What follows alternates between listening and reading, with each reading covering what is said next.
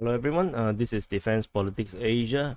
This is the update for 2 days.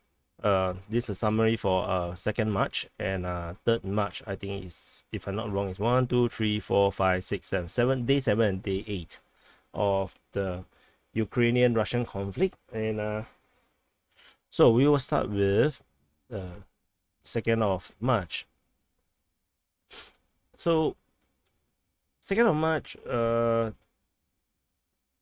on the Crimean front, Russians announced that they have full control over Kherson, and then they launched airborne attack.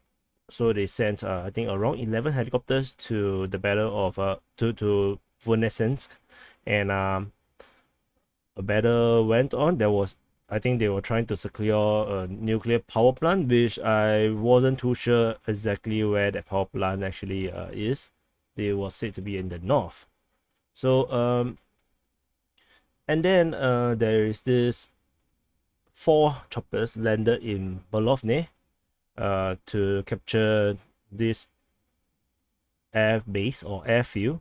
This is actually the Mykolaiv International Airport, and then a battle reached there. And let me see, I have to compare notes with the day before. And okay, and then so the Russians took Vasilivka, and then they also started to trying to enter Enerhodar. So Enerhodar is significant because we have one of the largest nuclear power plant over here. And they also reportedly have taken Nikolsky. So Mariupol, the battle for Mariupol continues. So let me do something different. So let me go to the next day. And and there was also this alleged that there are 800 vehicles being destroyed, a military convoy destroyed by the Ukrainians, and then near to Beshtenka. So everybody was very excited because it's Beshtenka. So the internet was very happy that this happened. But to be honest, 800 vehicles is very hard to imagine that being true. And for 800 vehicles to have no air support, no air defense by the Russians, a bit hard to conceive that is true. So since then, you can see the difference. The entire attack on Venescence kind of like went dark. There are reports that there are vehicles being destroyed at Venescence, the Russian vehicles, which I have no idea how they get there. And there's also a report from the Ukrainians that there's an advance towards Venescence by the Russians, but I have no idea how they will actually get there, because I don't think the Russians actually captures this road, and this road might be very dangerous. And there is no reports of the Russian presence along all these towns and villages. And I don't think it's believable that they will actually go through cross country, which doesn't make sense. That will just make them open targets. So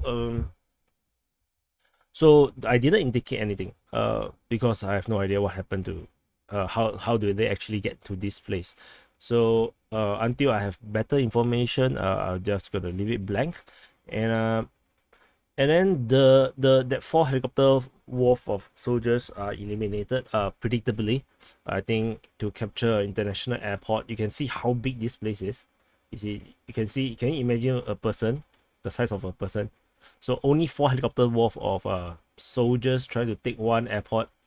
I think this is a diversionary tactic. They just sent the soldiers to die. And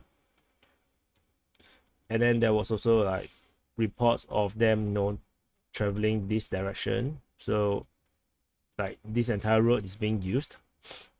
So that's how it looks like there. Since then, there also the capture of Christopelia, announced by the Russian Defense Ministry, and the Russian forces entered Enerhodar. The apparently is rather undefended. There is actually no Ukrainian soldiers over there. So who the city mayor was saying that they are ready to defend the city and stuff like that, and all the civilians piling all the roadblocks around here. Those are all civilians. They have no way to actually fight the Russians. So it was just big talk, and the Russians tanks and vehicles was like trying to enter, and then they kind of have a standoff with the civilians. Then the Russians tell them to leave. They don't want. The Russians fire warning shots into the air, and then the civilians seems to already know that the Russians are not going to shoot civilians, so they stand their ground until the Russians threw a grenade at them, and then I think there's a few civilians got injured. I don't think anyone died from that. And then they dispersed. The mayor told the residents to stay at home. So it doesn't look like a very big city. It looks a lot like Singapore. A lot of high-rise block, and then are there houses? Yeah. So there are some private houses as well. So the Russians have entered. Effectively, they have already conquered this city. Because there's no Ukrainian defenses there. There are also reports of and also video evidence that the Russians actually firing at the building, and by the look of it, maybe one of these buildings. So not too sure which one, and then they are firing at the building and they are not firing actually at the power plant. So the headlines actually wrote that the Russians fired at the power plant. That is actually incorrect. So that is actually a misleading headline. They're trying to demonize the Russians. Probably someone is holding up inside the building, refused to let the Russian troops enter, and then they actually fired at the building, and that's exactly what had happened. So that's that part. There's nothing else other than on the sea, there's a huge armada of actually Odessa. It's actually between Odessa and Crimea. So they are actually around here. They are actually visible on from the shore actually. So some of them even able ID who are they, and in response to this provocation, the Ukrainians actually sunk their own flagship. So I should have put a photo in. So they sunk their flagship in port. So actually you can see the flagship is actually over here. They sunk it, and probably to prevent Russian use, or maybe just to block up the port a little bit so that they make it a little bit more difficult to use by the Russians should they take Odessa. And by that action, it looks like they actually presumes that the Russians is going to take the city. I think it's a little weird that they actually sunk it because they could still use the weaponry on the warship to defend the city. So that's rather disappointing if you are supporting Ukraine in this conflict. So that is the Crimean front. In the Battle of Mariupol, I have no information. Unfortunately, not much is being said. A lot of things that were said and were shot on video or whatever, I cannot confirm it. It could be propaganda from either side. So, and I'm not even sure where is the advance now. There is a lot of talk that they are already like encircled. But I have no idea how to actually draw this since I have no idea where are they. The only one that I know is that the Donbas on the Donetsk side, they actually took this town of Harane, and then the Crimean side they actually took the Nikolske. So there could be some kind of like a closing up of this gap because unlikely there will be Ukrainian forces in this area because it's not defendable. There are talk that a lot of the Ukrainian troops here are the infamous Azov battalion, and there are talk, not sure if it's propaganda, but the civilians are saying that they are unable to escape the city because the Ukrainian forces will actually fire at them, and then And then there are also talk that, you know, for the people in Mariupol, if you want to escape the city, go towards the Russian forces, they will help you escape the city. So that is not sure it's true or not, propaganda or not, but given the what I have seen so far, I don't think the Russian forces will actually fire at civilians. I'm talking about the ground forces. I'm not talking about the artillery or missiles. The ground forces is unlikely and to fire at civilians, and they are likely to help you escape. So, in terms of the Ukrainians will fire at the civilians is very likely, because if all the civilians escape the city, then the entire city will just be one huge target. Any major bombings and artillery will just wipe them out. So there are strategic and tactical considerations onto why you don't want your civilians to leave. So the battle rages on for Mariupol. So okay, let me take a note for a second. So significantly was that, let me on all three, was this huge advance over the last 1 day or 2 day. The Russians actually captured multiple villages and towns. They also already allegedly reached Svatove, and then a large part of you can see from this picture. You can actually go to the website to actually look at this. To Defense Politics Asia website. All these town and villages are all now under the control of the Luhansk Republic.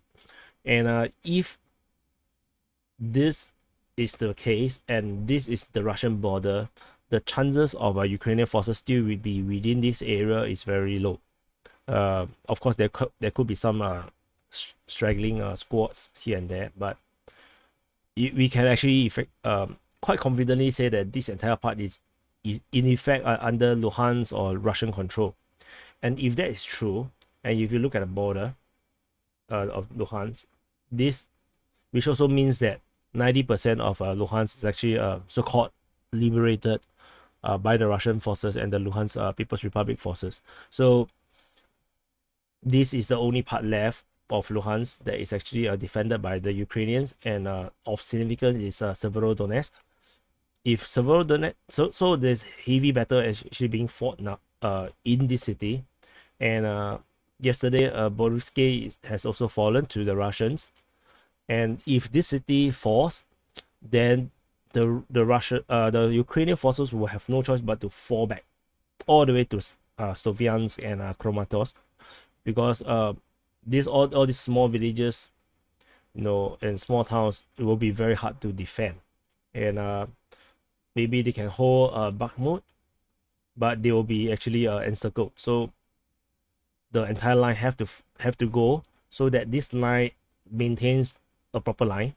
If they go here, then there's a chance of pincer movement. So it is not very defendable here.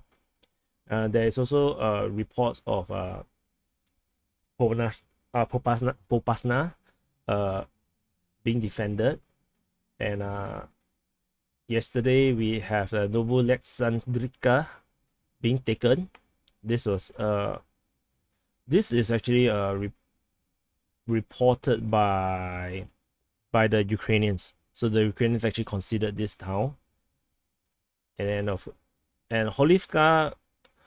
Just want to highlight again, if you're not aware, is that Holivka is actually under the Russian, or this is where I think it's Donetsk control, Donetsk Republic control, and because there was so little information, I actually didn't know that it was actually under the rebel control. So there's a fight. So the Ukrainian 95th Airborne Brigade reportedly actually went on the counteroffensive. They actually planted a flag on one of these circular mountains, like this one. I think it's this one that they planted a flag. They got this very weird mountain, very circular mountains. So they plant a flag. They have a counter offensive, And the Russians say that this group was actually effective, totally fought back, and then they were like actually retreated after their failed offense. But of course, both have their own story, so not sure exactly what is the truth. So in terms of the other, on the Donetsk front, of course, just now I already mentioned Haranek has been taken by the Russian forces. The Russian forces also on the day before, took Shirokin.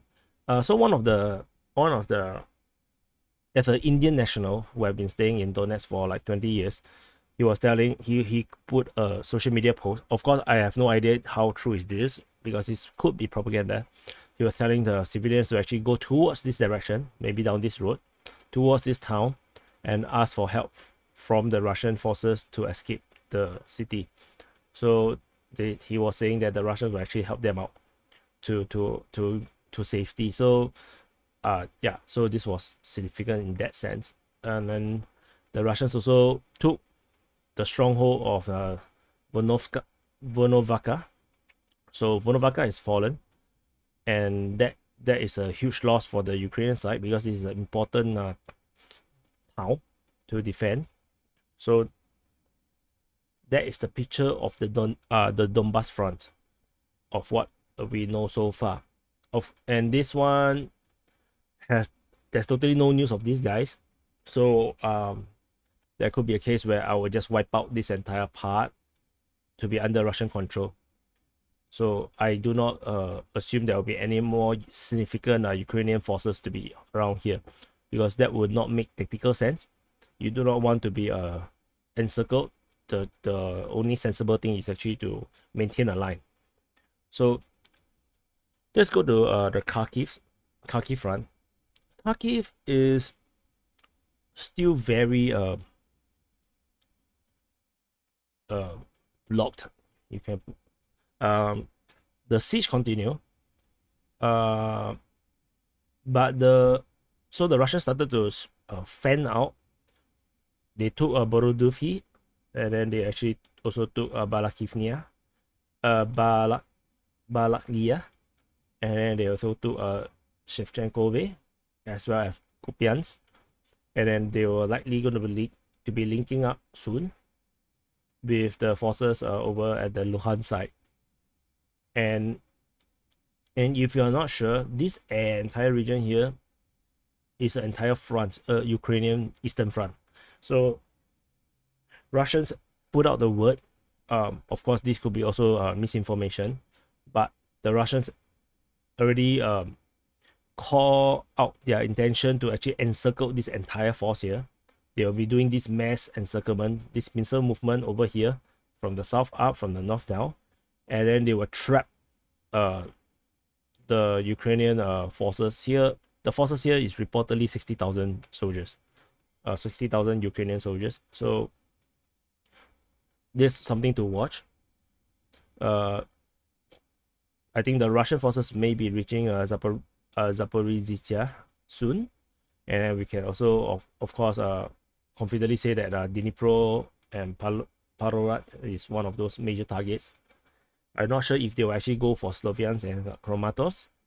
So at the moment, it's very vague, because the Russian forces is actually traveling all over the place through all these roads, and it's sometimes very hard to track. I think even the Ukrainians themselves are very confused. So we go to the Sumy front. Let's see. I have to on 3 days in order to see what happened. So on the Ukrainian front, I mean on the Sumy front, the city still remains encircled and besieged. There is a report that is actually from today, a report from the Ukrainian side that the Russian forces actually attacked Vishenki, and then also that the Russian forces have captured Hadiach and Zinkiv. So these are actually Ukrainian sources. This information are actually Ukrainian sources, and if you look at this shape, there might be encirclement or a pincer movement behind, and actually to trap Otrika. So this looks like the move now. There's also this big talk. I'm not sure is this from the 1st March? Okay, this is from 2 days ago. The Russian forces actually negotiated with the mayor of Konotop, and then they actually gave them an ultimatum: surrender or they'll bombard the city. And then the city decided to defend. They are not going to surrender. But so far I haven't seen anything that Konotop is actually being bombarded. I don't think that is what the Russians want to do. So it was just an empty threat, I guess. So there was this talk. There was this talk of this Belarusian column that was spotted on the 1st March. That seems to be fake news from the Ukrainian side. The Ukrainians actually have an official statement saying later that there is no evidence that there is Belarusian forces within Ukraine later. So that's another misinformation from the Ukrainian side, probably trying to get the NATO and European Union to do more, perhaps. And then other reports that is also from today is actually all the reports about the Russian actions. They attacked Oster, Zazimir. Bereshivka was there was troops spotted there, and then it was kind of like corroborated when the Ukrainian side say that the forces actually attacked Berezan. The Ukrainians also reported that the Russian forces attacked Bokiv and also Bishiv. So in this sense, you can see that the Russians actually trying to fight all the way to the river here and shut out this entire southern retreat for Kiev, which would mean that the only way out of Kiev now is this way down. But looking at this advance, we might actually also see another encirclement here towards this city of Pereyaslav, and that will complete the encirclement of Kiev. Other places was Kukari and Kulevske. So these two places, the Ukrainians actually mentioned that these Russians actually go into defensive on these two towns, and they actually warned about provocations towards the Belarusians to entice the Belarus forces to actually enter Ukraine. I personally doubt that will be the case. So that's just I personally think that's just misinformation, because there's no reason to need to do that. They can just order the Belarusian forces in without any provocation. So that's just some misinformation or misleading talk from the Ukrainian side. So these two sides, if they're in defensive position, so then there's probably meant to prevent a counter attack from the Ukrainian side to cut off the siege of Kiev, because you can see that this could be a vulnerable spot for the Russians, especially this part. So if they cut through here, then the siege on the west side or the west flank of Kiev might be in danger. So having defensive position there makes sense. So this, and then also there was this talk about by the Ukrainian news that Yanukovych is actually in Minsk, and then they say that the Russian wants to make him the president of Ukraine. I think this is misinformation. He might be in Minsk, but I don't think that is the intention. I don't think that makes a lot of sense, at least for now. And then because this guy has already lost his credibility, I don't think he's able to become the leader of Ukraine anymore. There was this talk about they got the second meeting that was supposed to be held on the 2nd. That meeting did not happen, and then after that they will say that they will meet at Brest, And I think this meeting was conducted successfully. So I think the conclusion for this part was nothing to do with combat, but it's more towards opening up humanitarian corridors for civilians to escape, and then certain level of ceasefire for at the locations where the corridor exists. So that's pretty much what the talk is about. So a bit disappointing because I was expecting, you know, maybe some kind of settlement, you know, to end this conflict, but it seems like what the Russian demands, the Ukrainians cannot deliver. So this is the entire picture. My feeling is that this landing force is just there to trap certain level of forces, Ukrainian forces over here. I tentatively don't feel like there's a need for them to land. And even if they land, should they be taking Odessa? I have no idea. I don't think it's necessary to actually do that for now. I was also seeing that maybe they can actually land, you know, maybe, you know, somewhere here where you can escape the being trapped in the city, so that they can actually have a freedom of movement, or they can actually even land through here, no, through this place, and then punch and then encircle Mykolaiv. This side would make a bit more sense because Odessa tentatively strategically not important. Like, to be honest, from the look of how the battle have been going, Odessa is actually not important to the Russians, and it's more important to actually capture Mykolaiv. So to land around here in this river, what is this river called? I have no idea what is this river called. There's no name. So to land around here and then punch through, encircle on the left side, left bank of this river. What is this river called? There's also no name. So, and then this would represent a proper siege for Mykolaiv, because at this moment they can still be resupplied through the western flank, so the western bank of the river.